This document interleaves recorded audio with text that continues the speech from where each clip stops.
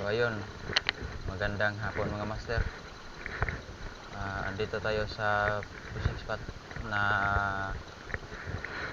dadayuhin natin. At mayroon akong nakitang lambat dito. May nanglalambat dito. So punta tayo doon mga master sa walang lambat. So yung ginagamit pala natin na lure ngayon ay from Arking Lures, 8 grams na bulinaw, redhead. At yung rod natin at saka yung reel ay ganun pa rin, walang pinagbago. So hanap muna tayo ng pwesto ng walang lambat dahil may lambat dito mga master. Update ko kayo maya kapag nasa fishing spot na ako. Mga master, nandito na tayo sa spot natin at magkakas na tayo. First cast natin yan. Sana magkadali tayo dito ng isda. Yun, may kumagat. Ano kaya to? First fish natin mga master.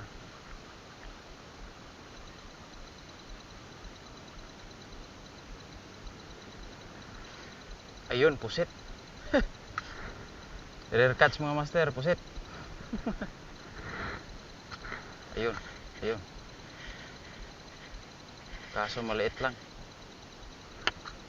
Paano ba to?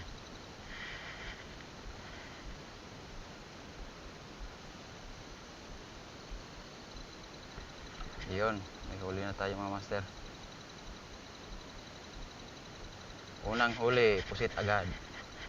Kala ko isda na, pusit pala. So paano to? Lagay mo lang natin dito sa bote dahil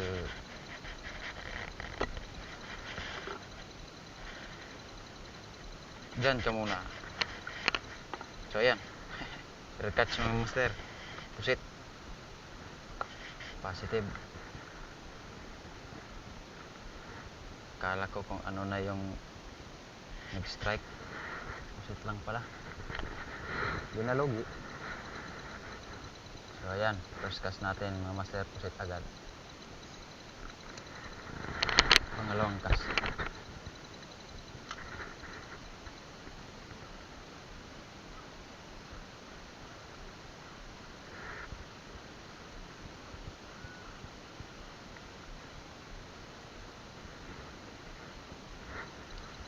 So ayan mga master, ay hindi pa ako nakapag UL dahil yung rod ko na isa na in-order ko sa Shopee ay mali yung binigay sa akin ng seller. Dahil pagdating ng rod na in-order ko na UL sa Shopee ay yung dumating ay medium heavy. Nagtaka ako kung bakit malaki yung tip ng rod. So ayun, nag-order na ako ulit. Walang magawa eh.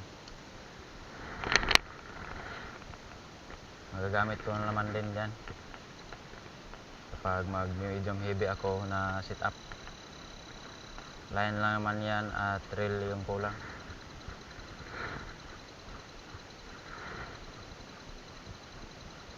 Sana makahuli tayo ng isda dito. Ayun, ayun. Sabit na. Ayan mga master, nagailang hagis na tayo at doon tayo galing at napunta na tayo dito. Ay walang strike. Pagkatapos na nakahuli tayo ng pusit ay wala nang strike.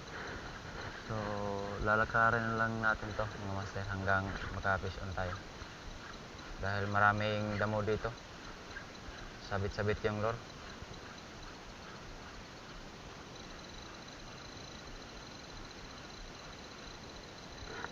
Hagis-hagis muna tayo dito mga master.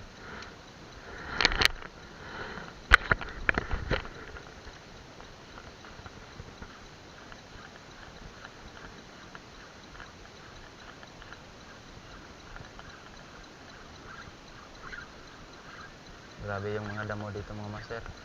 Ang tataas. Sabit-sabit yung lure ko.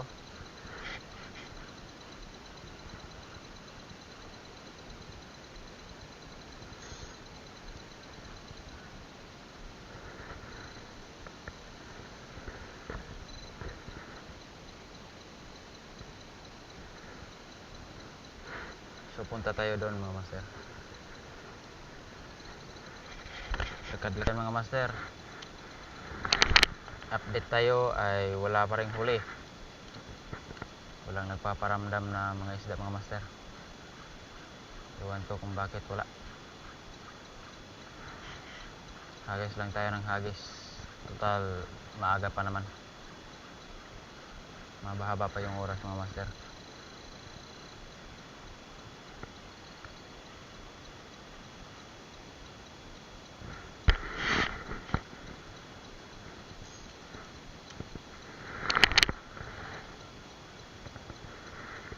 Sana makahuli tayo.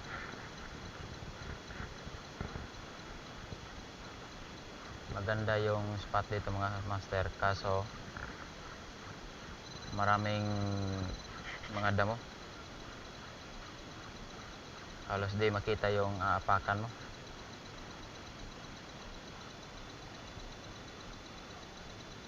Kapag ganito mga master, lalo na sa mga baguhan, kapag spot nyo ay maraming damo, yung rod nyo ay laging nasa taas at yung retrieve nyo ay di gaano mahina, dahil kapag babagalan nyo yung pag-retrieve nyo, dunit ang labas ng lure nyo dahil masasabit.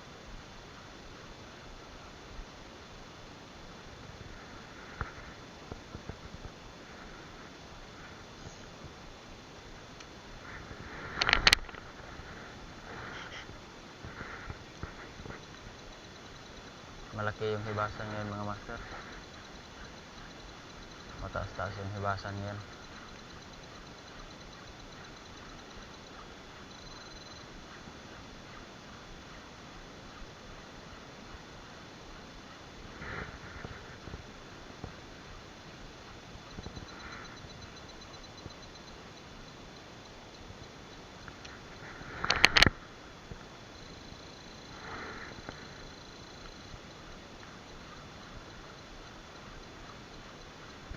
So dumating na pala yung linya ng ultralight natin na 6 pounds.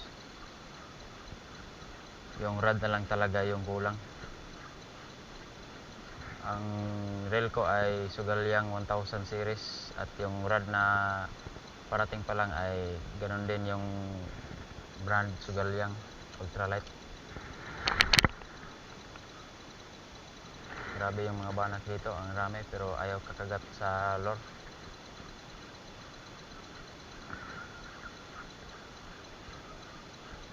Ayun, nagrat na. Putang ina, sinabit pa.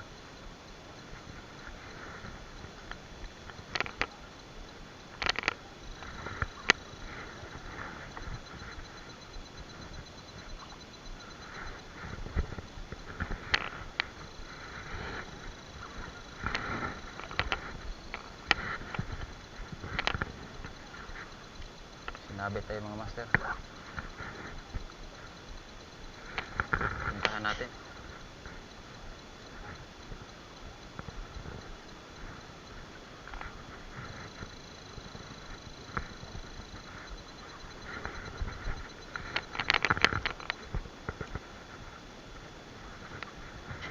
Dahan-dahan lang tayo, sana di tayo mabutas dito.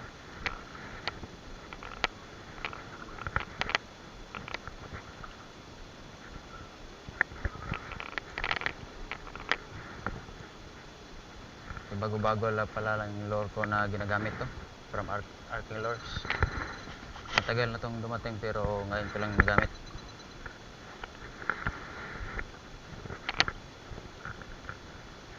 Sana di nagasgas yung leader line ko.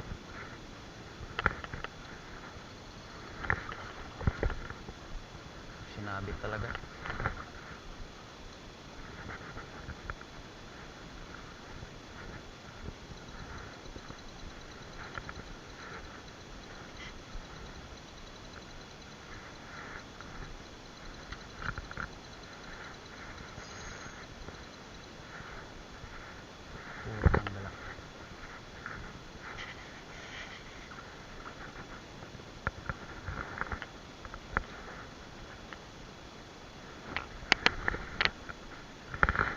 Kala ko strike na. Hindi pala. Sumabay pala sa bato. Ganda yung bahura dito mga master. Sana makahuli tayo dito.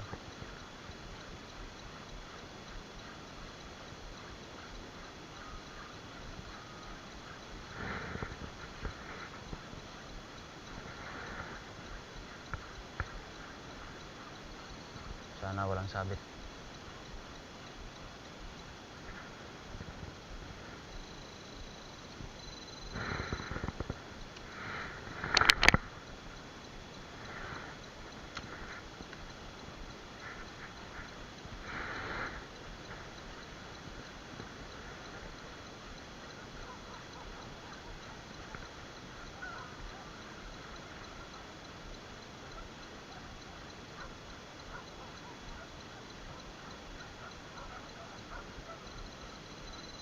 So update ko kayo mamaya mga master kapag meron na tayong huli.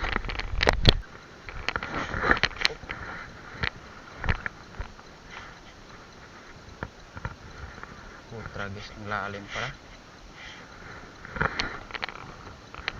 Bato pa tayo.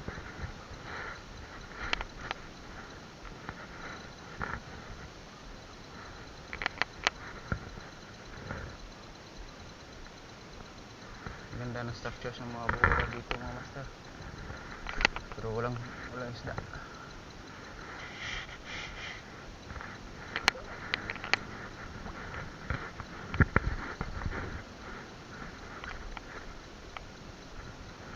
Wala, donate to.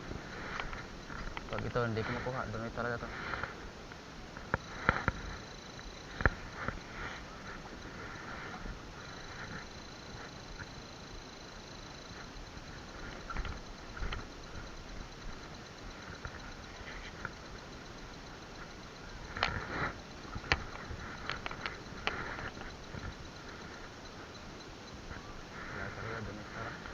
Donate ko na to.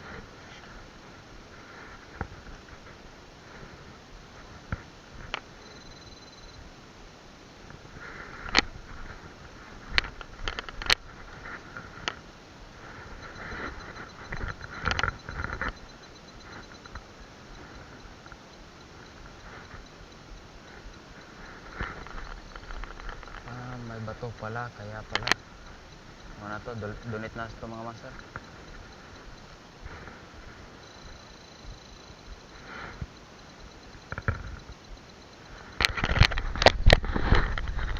Mga master, natanggal yung lure natin na sumasabit.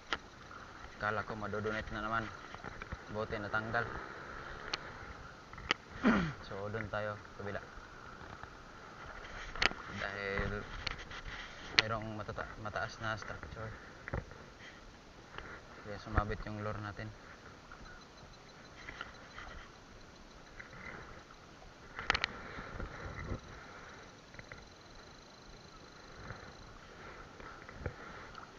Hanap tayo ng pwesto mga master.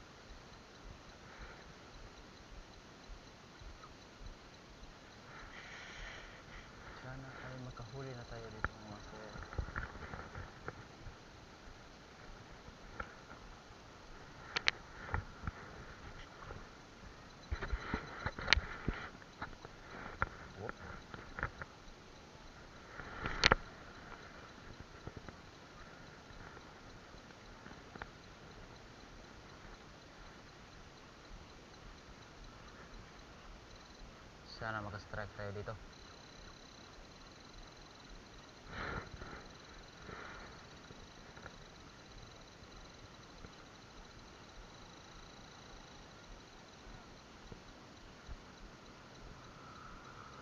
Nahiya pa yung pata.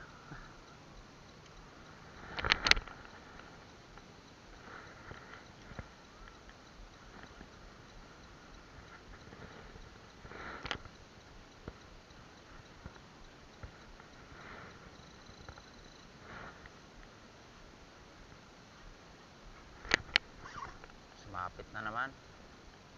Puta, gusto na.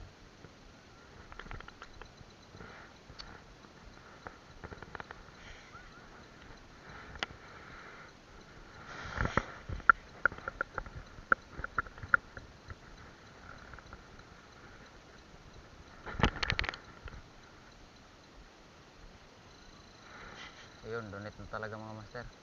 Sumabit.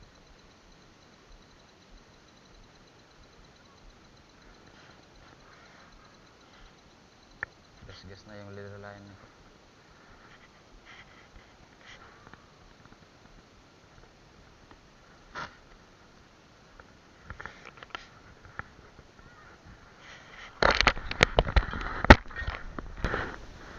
Nakadonate tayo ng isang loro mga master.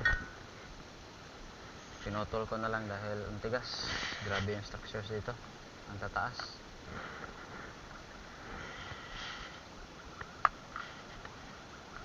Gamitin natin to sa pillar lang din to. Sayang yung blue dahil nakadali na maraming isda yun. So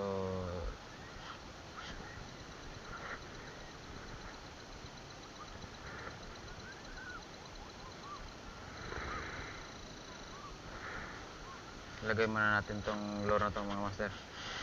Update ko kayo yun mga master. Grabe pang snap sa mga isda dito mga master. Ayaw kumagat sa lure. Tigan lang. Baliwalain lang yung lure natin mga master. Kahit anong lure na yung ginagamit. Wala talaga. Grabe yung mga butas ito mga master. Ay.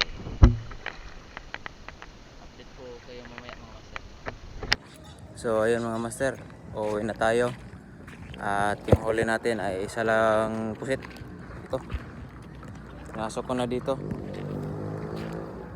Isa lang yung huli natin mga master. Kanina pa tayo mga alas 2.